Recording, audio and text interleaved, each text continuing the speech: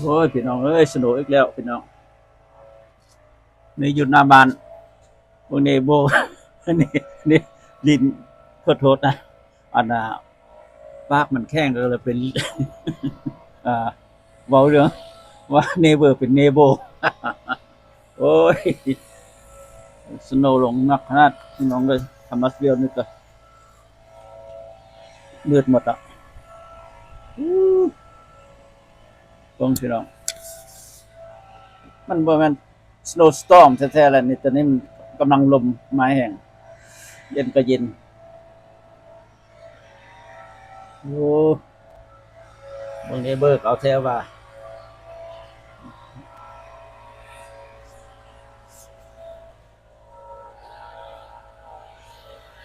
สนุกพี่น้องเบิ่งนำกัน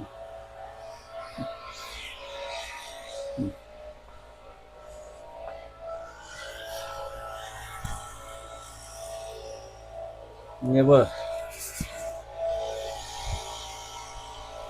เจ้ามีจักรอันน่ะเป่า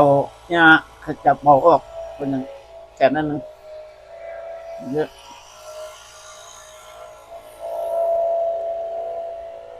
มีรถมาคันหนึง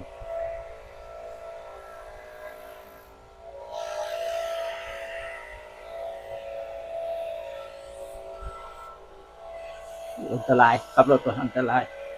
หนาวนี่สั่นสั่นนิดหนึ่งหนาวโอเค thank you for watching พี่น้อง